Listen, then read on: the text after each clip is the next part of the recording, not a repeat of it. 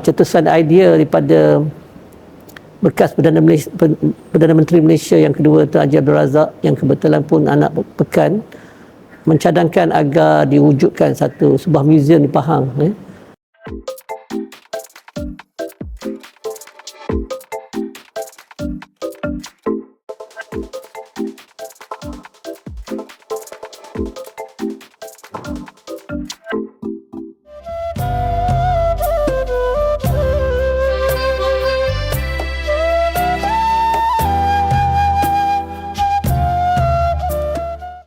Assalamualaikum warahmatullahi wabarakatuh.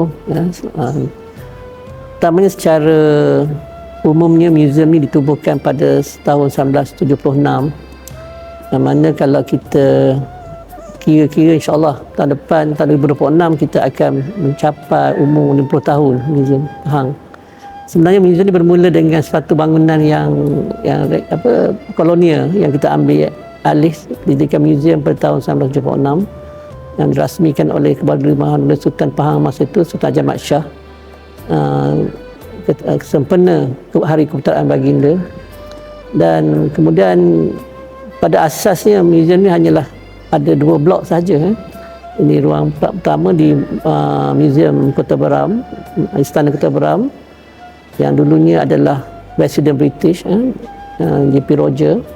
Kemudian kita sambung satu blok lagi adalah bekas Balaron Sri yang dibina pada 1954 ketika bagi digunakan ketika acara-acara rasmi istana, kerana pada masa itu Istana Sultan Abu Bakar yang ada sekarang belum lagi siap. Jadi Istana Kota Beram ni dijadikan sebagai istana rasmi pada masa itu, dan juga secara kegiatan rasmi mesyuarat majlis kerajaan negeri pun dibuat di sini pada masa itu. Dan selepas daripada Istana Sultan Abu Bakar yang ada sekarang siap dibina, bangunan ini dikosongkan. Kemudian cetusan idea daripada bekas Perdana Menteri Malaysia yang kedua Tun Haji Abdul Razak, yang kebetulan pun anak Pekan, mencadangkan agar diwujudkan sebuah muzium di Pahang. Sebab pada beliau bila berlaku bencana alam terutamanya, banyak perkara-perkara penting, manuskrip, artifak bersejarah, koleksi-koleksi etnografi, banyak musnah. Jadi perlu ada satu tempat untuk kita menyimpan, untuk kita mempamerkan, bukan sekadar menyimpan tapi mempamerkan kepada umum tentang budaya warisan negeri Pahang. Bermula dari situlah berlakulah berapa siri perbincangan, penubuhan jawatan kuasa dan sebagainya, sehingga membawa kepada penubuhan Muzium Sultan Abu Bakar, Muzium di Pahang, yang dengan nama Muzium Sultan Abu Bakar. Jadi secara rasminya ditubuhkan pada 1976. Jadi bermula dari situlah Muzium Abu Bakar ni berkembang dari masa ke semasa. Saya mula bersama dengan muzium ni sudah dekat bermula 1997. Jadi hampir 30 tahun jugalah saya bersama Muzium Pahang. Berkembang secara berperingkat. Peringkat pertama tu lebih pada penubuhan muzium, nak wujudkan muzium dulu. Jadi banyak pengaruh kolonial masih lagi dalam muzium kita. Kita ikut acuan kolonial lagi. Kemudian bila kita dah 10 tahun ke depan, kita dah mula nampak apa sebenarnya kita nak, tetapi masih lagi dalam dilema. Adakah kita nak sebab pertama kerana kita tidak lihat sebagai satu institusi yang penting. Jadi usaha untuk menggerakkan muzium, mengubah peranan muzium itu mengambil masa yang agak lama. Jadi bila kita bergerak ke depan lagi, kita lihat banyak perkara-perkara yang boleh kita lakukan untuk membentuk arah Muzium Pahang. Pertama, macam kita lihat lepas itu era kolonial, kita cuba untuk melakukan proses dekolonisasi. Maknanya kita cuba untuk meletakkan identiti Pahang dalam muzium kita. Because pengaruh British amat kuat, jadi kita fikir kita kena lakukan sesuatu. Macam mana nak mengembalikan maruah bangsa kita, jati diri kita, keyakinan kita terhadap apa yang kita ada, kan? Kita dah ada hukum kandang Pahang sebelum laut, jauh sebelum British sebenarnya, kan? 400 tahun dulu dah ada hukum kanun kita yang lengkap dengan pentadbiran muamalat, family undang-undang kekeluargaan, undang-undang perkapalan, undang-undang tentang sistem jual beli ya, yang kita ambil daripada pengaruh mazhab Syafi'i dan sebagainya. Jadi dan juga undang-undang adat. Tapi bila British masuk tu, mereka menghabiskan semua perkara itu, menutup perkara-perkara itu dan meletakkan seolah-olah kita bangsa yang tak bertamadun. Sebab itu bila kita nak buat falsafah daerah tujuh ni, kita kembali balik ke sejarah kita yang sebelum British masuk, iaitu Islam, Melayu dan Raja. Tiga falsafah ni penting kerana kita lah Melayu kat sini, kita lah Islam kat sini, dan Raja tu memang dah jadi satu tradisi di alam Melayu, bukan di Pahang saja, di alam Melayu, di Melaka, di Sriwijaya, Palembang, Majapahit dan sebagainya. Jadi hari ini, because bila kita nampak perkara ini, kita pun rasa ini satu falsafah yang tepat untuk kita terapkan ke Museum Pahang. Jadi oleh itu kita pun berusahalah untuk membuat berbagai collection, penulisan, kajian dan membuat beberapa proses dekolonisasi. Kita membentuk naratif ataupun jalan cerita yang berkisahkan pada identiti Melayu, Islam, Raja itu tadi. Jadi kita Melayu tak boleh terpisah dari Islam dan Melayu tak boleh terpisah dari Raja. Itu memang dalam geografi kita punya latar sejarah kita begitu. Jadi kita tak boleh nafikan lah. Jadi sebab itu sampai hari ini sistem beraja itu masih lagi kekal, sebab kita nampak sistem tu sangat sesuai dari segi mengimbangi sistem moden dan juga tradisi. Dulu kita lihat museum ni dalam satu konsep begini, dia lebih kepada museum sejarah. Tapi bila masa berlalu tu kita lihat, berdasarkan pengalaman kita, saya pun sering keluar ke luar negara juga melihat museum di sana. Perjalanan tu memberi saya beberapa pandangan baru tentang museum jugalah. So maka saya terfikir di Pahang perlu ada satu museum yang boleh mempamerkan atau boleh ruang kepada penggiat seni untuk mereka berkarya atau mempamerkan hasil kerja mereka. Jadi kita dah mula museum seni tu, kita mula dengan Museum Seni Pahang tahun 2010 untuk kita mempamerkan hasil seni dan sebagainya. Kemudian kita bermula 2019 bila Sultan Abdullah dimahsyurkan sebagai Sultan Pahang. Perubahan yang nampak begitu ketara berlaku di Museum Pahang lah, bermula 2019 hingga hari ini, dan sokongan daripada pihak tuanku sendiri, Istana Pahang, termasuk terutama Tengku Ampan Pahang, banyak menggerakkan kegiatan seni di Pahang. Jadi Museum Seni Kontemporari itu adalah sebagai satu cerminan kepada banyaknya hasil seni yang ada di Pahang ni sebenarnya. Tapi sayang tak ada tempat yang khusus untuk kita pamerkan. Jadi idea tu datang dan kita kata, kenapa boleh tak kita wujud satu museum seni yang lebih contemporary. Pahang Art Museum ni macam selalu spesifik sebab pemahaman orang tentang seni contemporary beza, sebab dia seni yang lebih terbuka kepada semua bidang. Macam Art Museum ni sangat ada definisi sangat kecil, sempit sedikit. Tapi bila kita buka Contemporary Museum, maknanya kita boleh masuk daripada segala bentuk seni. Kita boleh bawa seni lama, seni baru dan sebagainya. Dan gabungan antara orang lama dan orang baru perlu untuk meletakkan seni kita tu di satu lahap yang beza. Jadi MOCA ni satu tarikan baru di Kuantan saya fikir. Dan alhamdulillah saya pun tak jangka orang Pahang suka museum. Bila dia terbuka MOCA 2010, dia punya feedback tu berbeza. Dan mula dah ada usaha-usaha yang lebih positif untuk mengangkat seni kita. Alhamdulillah kalau kita tengok hari ni sekarang kita punya pelawat kalau hujung minggu tu kadang lebih daripada 3,000 orang sehari. Sebab kita tengok tempat tiket pun tinggi untuk di Kuantan. Dan yang satu yang paling mengejutkan juga, yang datang tu budak-budak muda. Jadi betul kita tahu mereka nak berselfie dan sebagainya, tapi tak apalah, itu at least dah ada satu langkah awal mereka datang ke museum. Untuk mereka mula tengok hasil seni. Kita tak boleh harap mereka suka sangat sebab datang kerana mereka suka, tak. Tapi kita anggap itu sebagai titik mula kepada usaha yang lebih besar lah. Jadi museum sebab sampai hari ini pun kita ada restoran penuh, sentiasa penuh dekat MOCA, kafe, dan restoran kafe ni sebagai satu supporting platform untuk untuk orang datang atau museum saja, tuan-tuan mereka boleh jadikan tempat meeting point, meeting area. Bukan sekadar melihat pameran, tapi boleh duduk, boleh bertemu kawan, boleh jadi tempat untuk mereka menggantikan shopping mall. Jadi sama ni shopping mall tu jadilah macam lepak station. Now hari ni mereka boleh gunakan museum sebagai lepak station. Kita sebenarnya fokus kita di museum, kalau kita pergi mana-mana museum di luar pun, museum ni bukan kepada tourism sangat, lebih kepada pendidikan, museum dan pendidikan. Dan cuma dia ada apa orang kata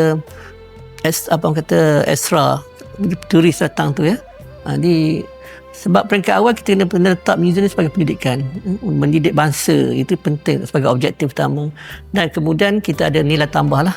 Maknanya kita dapat pelancong, dapat orang awam, orang luar dalam negara, luar negara datang. Jadi kita untuk memainkan peranan dalam bidang pendidikan, kita bekerja rapat dengan Jabatan Pendidikan Negeri Pahang melalui perjanjian secara 10 tahun dengan iaitu program di bawah program pendidikan museum. Mereka ada keahlian dan sebagainya, berdaftar dengan ROS untuk kita kata sekolah kena hantar museum pelajar ke sekolah. Sekolah kena hantar pelajar ke museum. Jadi kita everyday kadang-kadang ada je student kat sini, ataupun kalau dan terutama bila dekat nak cuti sekolah seminggu macam tu, ada 10 bas hari datang untuk mereka memenuhi lawatan atau mengisi program mereka di sekolah tapi dibuat di museum. Dan di sini kita memang ada program kelas gamelan dan sebagainya. Mereka belajar datang main gamelan dan sebagainya. Dan juga segala bentuk program yang kita ada, kita akan bawa student datang. Termasuklah aktiviti menenun di Pulau Keladi, buat batik dan sebagainya kan. Jadi itu cara kita sebagai penerus kepada usaha kita. Kita perlu mereka ni sebenarnya. Kalau kita tak latih, tak dedahkan mereka kepada benda-benda budaya ni, esok siapa nak buat? Apatah lagi hari ni dengan social media yang dunia sampai sepadan, mereka boleh pegang telefon tapi boleh tahu cerita di Eropah, di Amerika apa berlaku, dan mereka boleh tengok perkara yang berlaku di luar negara lebih menarik, dan mereka akan lupa kita. Jadi peranan kita di museum ni adalah untuk memberi sesuatu yang boleh, bukan nak bersaing dengan gadget, tapi mereka dapat, sini menarik juga. Biasa kita kena buat museum betul-betul elok. Kalau sekadar pameran biasa, betul mereka tengok kat social media, cantik, mereka boleh buat comparison, tak payah pergi England pun.